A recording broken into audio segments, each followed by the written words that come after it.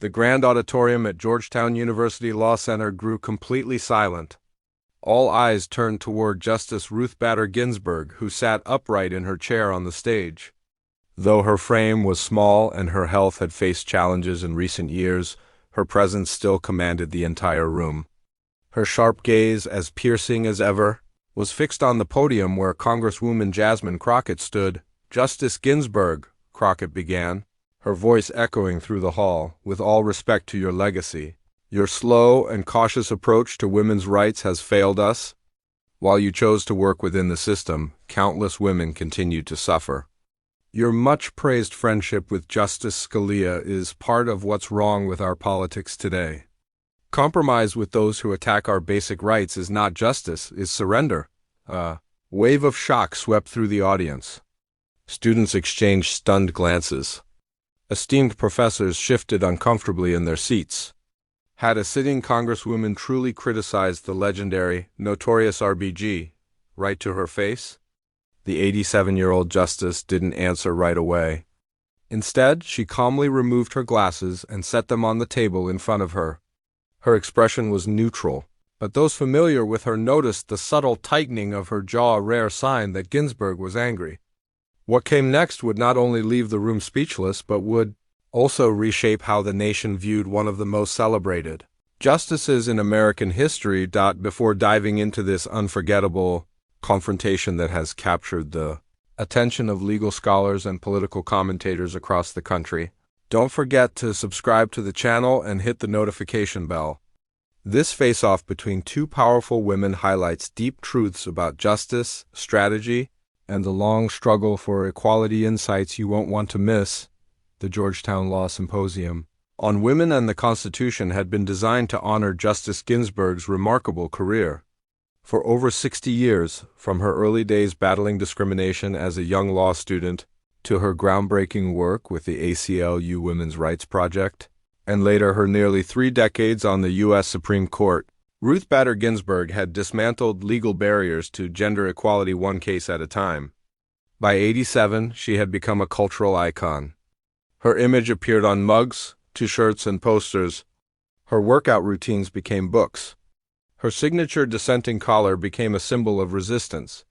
Generations of young women celebrated her as a feminist trailblazer who had transformed the law step by step, building progress through precedent. Yet not everyone was convinced her cautious approach was still effective in today's divided political climate. Some activists criticized her decision not to retire during the Obama administration, warning it gave conservatives the chance to claim her seat. Others questioned her well-known friendship with Justice Antonin Scalia, arguing that it softened the image of those who opposed fundamental rights. Ginsburg rarely addressed such criticisms directly. Throughout her career, she chose her words carefully and avoided political arguments. She believed persuasion, not direct confrontation, was the best path toward lasting change. Congresswoman Jasmine Crockett represented the opposite philosophy. At 42, the freshman Democrat from Texas had quickly risen as one of the boldest progressive voices in Washington. A former civil rights attorney who defended Black Lives Matter activists, Crockett never hesitated to call out her opponents. Her fiery speeches on the House floor went viral, earning her a massive online following. She was unapologetic, confrontational, and unwilling to compromise on core principles. The symposium had originally been planned as a bridge between two generations of feminism: Ginsburg's careful, strategic fight through the courts and Crockett's passionate, confrontational push for immediate change. Professor Elena Kagan, then still at Georgetown before her Supreme Court appointment, had asked the event to stay focused on strategy, not personal attacks. But as soon as Crockett began her remarks, it was obvious she had no intention of sticking to those rules. This clash was about far more than a disagreement between two women. It represented a deeper question: should social change come gradually, through careful legal work, or through fearless, uncompromising demands? It raised debates about generational feminism and whether younger activists showed enough respect for those who had fought before them. For Ginsburg, it was her life's philosophy at stake.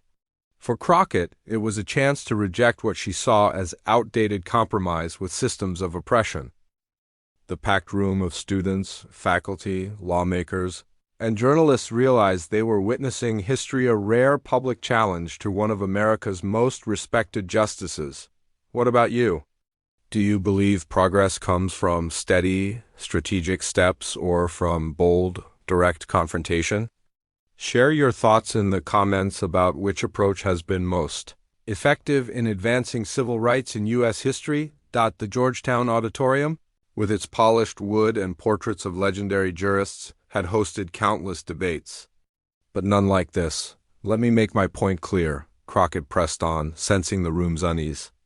Your strategy of reaching across the aisle has only strengthened conservatives while they've stripped away women's rights piece by piece. Crockett's voice grew sharper as she held up a sheet of paper. Your celebrated friendship with Justice Scalia gave legitimacy to his harmful views, she declared. Here is a list of his votes against women's rights, against LGBTQ rights, against voting rights. These aren't just abstract legal theories. These decisions harmed real people. Yet, you still called him your best friend and even attended the opera together. The moderator, a Georgetown law professor who looked visibly uneasy, leaned toward the microphone. Congresswoman, perhaps we can turn to the legal substance. This is the substance, Crockett cut in quickly. When we act as if those who deny our humanity are just colleagues with different viewpoints, we normalize their oppression. Justice Ginsburg's careful, step-by-step approach may have worked in the 1970s, but today, rights are being stripped away far faster than they are won. She turned back to Ginsburg. And let's be honest, your refusal to step down during President Obama's administration was a political gamble that endangered everything you stood for. You risked the rights of millions because you wouldn't let go of power. Some in the audience flinched. A distinguished female judge sitting in the front row shook her head, visibly disapproving. Still, Crockett pressed on. And then there's Shelby County v. Holder, she continued, her tone fierce. That ruling gutted the Voting Rights Act and you authored the opinion. The room buzzed with murmurs. Even those sympathetic to Crockett's frustrations recognized her mistake. Justice Ginsburg had in fact written a blistering dissent in that case. Not the majority opinion. You have the wrong justice. Congresswoman, a voice called from the audience. Crockett faltered for only a moment before recovering. My larger point stands. The court has been tearing down civil rights protections while polite collegiality has failed to stop. She fixed her gaze directly on Ginsburg. You once said women belong in every room where decisions are made. I agree. But when those decisions actively harm people, politeness is not a virtue, it is complicity. Incremental change is a luxury women of color and working women simply cannot afford. The tension in the auditorium was overwhelming. Younger law students who had grown up admiring RBG now sat torn between their deep respect for her and sympathy for some of Crockett's arguments. Older lawyers and judges, however, looked appalled, seeing the Congresswoman's words as blatant disrespect toward a legal legend. Through it all, Justice Ginsburg remained motionless. Her expression was calm, her body still. The years she had spent honing self-control, facing prejudice, and fighting battles she was told she could never win were evident in her composure. She didn't flinch, didn't interrupt, didn't show anger. The moderator attempted again. Perhaps we should take questions from the audience. I have one more point, Crockett insisted, refusing to yield. Justice Ginsburg, your dissents may be eloquent, but at the end of the day they are only dissents. They carry no legal power. They've been turned into slogans and tote bags, but they don't protect anyone. Women need more than beautiful words. We need justices who will not stay polite while rights are under attack. Finally, Crockett stopped. The moderator, clearly relieved, turned to the justice. Justice, would you like to respond to the Congresswoman's comments? The room went silent. Every eye turned toward the small, frail-looking woman sitting upright in her chair. Some expected her to decline politely, as she so often had. Others anticipated a short, diplomatic answer that would ease the tension without addressing the sharp accusations. But instead, Justice Ginsburg leaned toward her microphone. Her voice was soft but steady, carrying the familiar trace of her Brooklyn accent. I would be glad to respond to the Congresswoman's concerns, she said evenly. Debate is the very heart of democracy. She carefully folded her hands on the table, the light catching her famous dissent collar and ring. What we have here is a profound disagreement about how real, lasting change happens within a constitutional system. This is not a new debate. It has been part of every struggle for equality. The audience leaned forward, captivated. One of the greatest legal minds of the century was about to defend not just her personal choices, but her entire judicial philosophy. Justice Ginsburg took a sip of water, each movement deliberate, her silence pulling the crowd deeper into attention. When she spoke again, her tone was quiet but commanding, a skill she had mastered years ago while arguing before a bench of men who frequently cut her off. Congresswoman, Crockett argues that my approach to advancing women's rights is too slow, too patient, too willing to compromise. She points to my friendship with Justice Scalia as proof of weakness rather than strength, as if respect and civility erase principle. At that moment, she reached for a slim folder from the table beside her, something no one had noticed until now.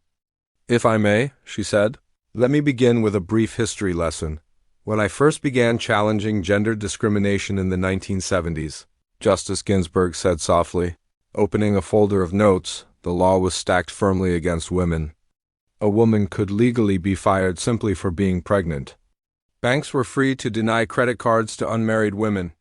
Public universities could openly reject applicants because of their gender.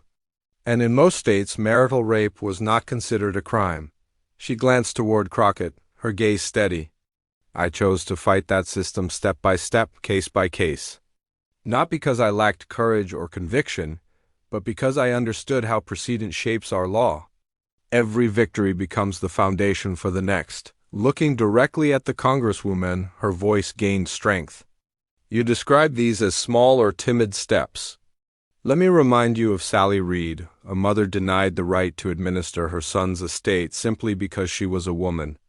Or Sharon Frontiero, a lieutenant in the Air Force, denied the same housing benefits as her male colleagues.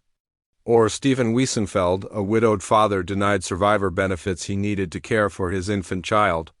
These were not abstract theories, Congresswoman, they were real people with real struggles. She turned another page. When I represented Sharon Frontiero before the Supreme Court, the bench was made up entirely of men. I could have condemned them as part of a patriarchal system. But instead, I persuaded them by showing how gender discrimination harms everyone, including men. I made them see their own daughters' futures in the case before them. For the first time, emotion crept into her voice. That was not weakness. That was strategy. I was playing the long game at a time when the odds were against us. A few heads in the audience nodded, some visibly reconsidering their initial sympathy for Crockett's critique. Ginsburg's calm but pointed defense was resonating. You also suggest my friendship with Justice Scalia was a betrayal of principle, she continued. Allow me to tell you what that friendship achieved. She lifted another document from her folder. This is an early draft of Justice Scalia's opinion in United States v. Virginia, the case that opened the Virginia Military Institute to women. His draft contained language that would have dramatically limited the scope of the decision. Through our conversations as friends who respected one another despite deep disagreement, that restrictive language was removed. She raised her eyes from the page. He didn't change his vote. He never abandoned his philosophy. But because of that dialogue, women's rights were safeguarded in ways that will last for generations. Would you call that surrender? I call it effective advocacy. At the podium, Crockett shifted slightly, her earlier confidence tempered by the precision of Ginsburg's rebuttal. As for my dissents, Ginsburg said evenly, you dismiss them as symbolic gestures. But that misunderstands their role.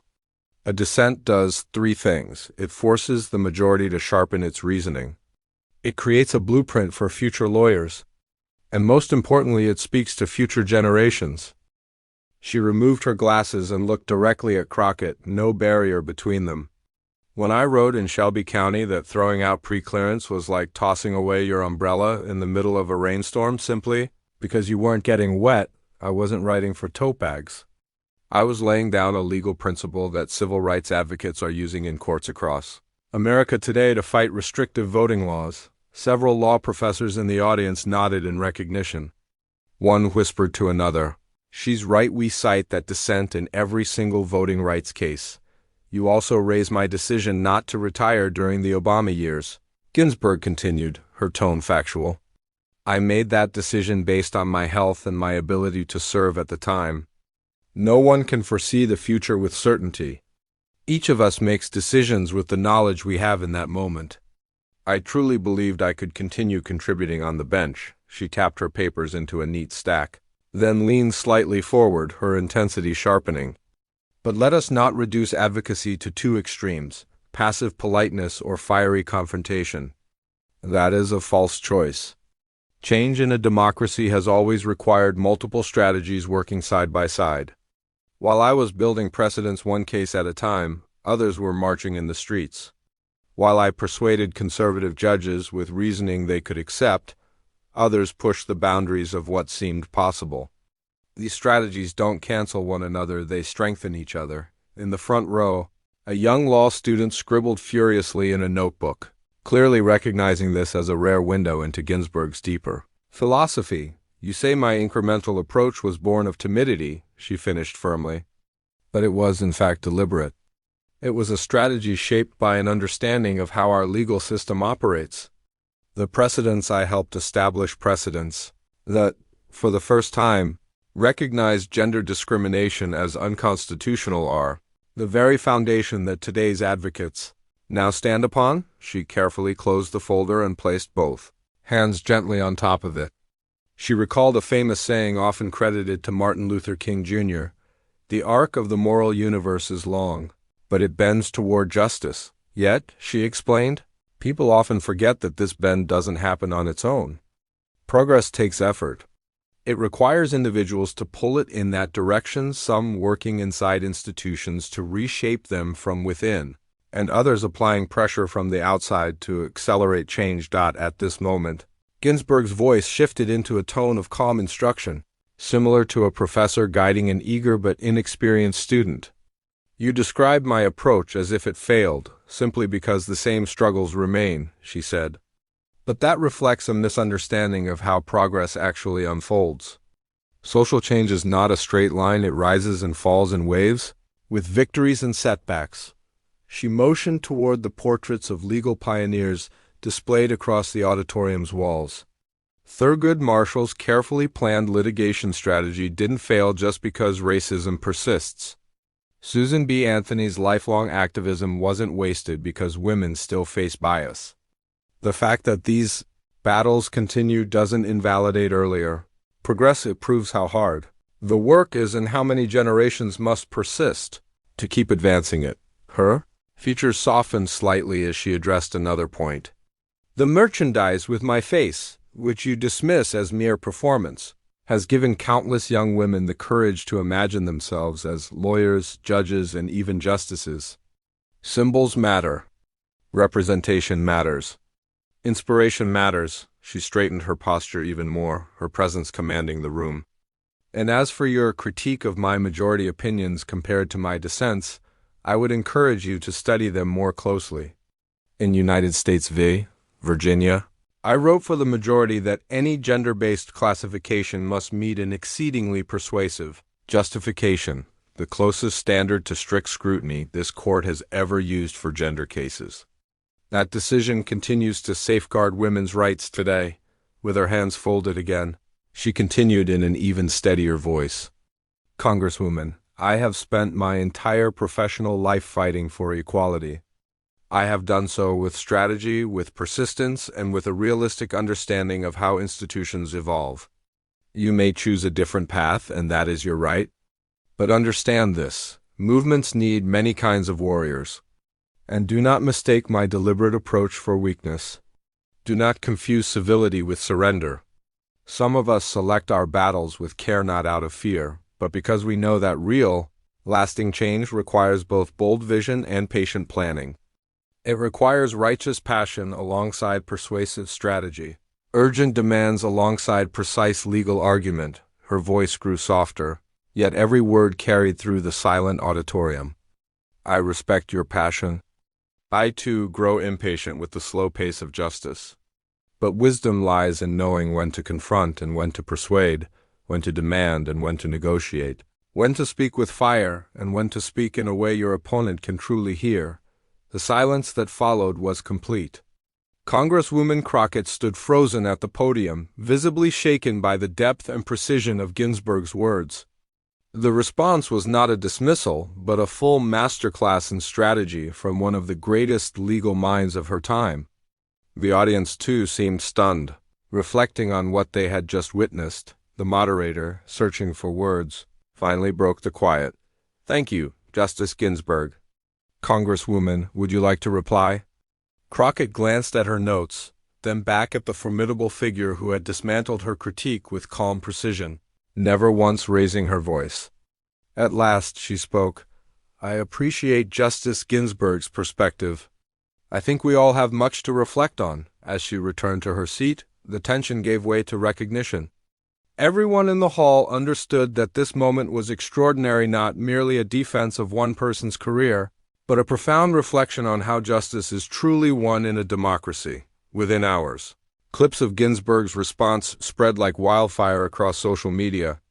Hashtags such as hashtag strategic advocacy and hashtag RBG Masterclass dominated national trends. News outlets and legal blogs rushed to cover the exchange. SCOTUS blog described it as a rare glimpse into Ginsburg's legal philosophy and her approach to institutional change. The New York Times framed it as a generational debate about strategy in the fight for equality, highlighting the deeper questions it raised about democracy itself.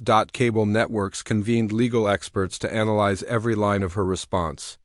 On CNN, legal analyst Jeffrey Toobin observed, "What we saw was not just Justice Ginsburg defending her legacy. She was defending a vision of change, one rooted in persuasion and precedent, not only protest." On MSNBC, a panel of women's rights attorneys from different generations echoed this view. One former ACLU lawyer, who had worked with Ginsburg in the 1970s, summed it up. "She never compromised on the goal of full equality. She simply understood that achieving it required patience, precision, and persistence. She had always been deliberate about the steps she took to reach her goals." Across law schools nationwide, professors quickly began weaving the viral exchange into their classroom lessons. At Harvard Law, students crammed into an auditorium for a spontaneous discussion on the art of advocacy. At Howard University School of Law, a civil rights professor presented the clip as a case study contrasting different methods of creating institutional change for Congresswoman Crockett. However, the aftermath was far more complex. Her social media feeds lit up with thousands of responses, some sharply critical, others offering thoughtful engagement with her arguments. At first, she released a short statement acknowledging her respect for Justice Ginsburg's historic legacy, while still stressing that modern times might require fresh approaches.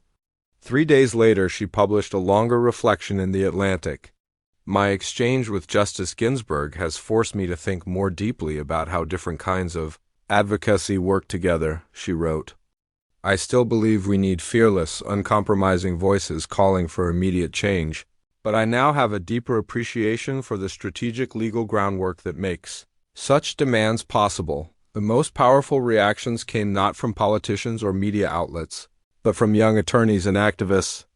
Many of them had long felt torn between Ginsburg's careful, incremental approach and Crockett's fiery calls for direct confrontation. On blogs and social media, they debated how real progress is achieved through patient institution building or through disruptive demands for justice. "Maybe the truth is that we need both," one young public defender wrote in a widely shared post. "We need the RBGs laying down legal precedents, and we need the activists in the streets pushing for faster change. These aren't competing strategies, they are complementary ones." 1 week after the symposium, Justice Ginsburg joined NPR's Nina Totenberg for an interview. When asked about the public confrontation, she replied calmly, "The Congresswoman raised important questions that deserve reflection.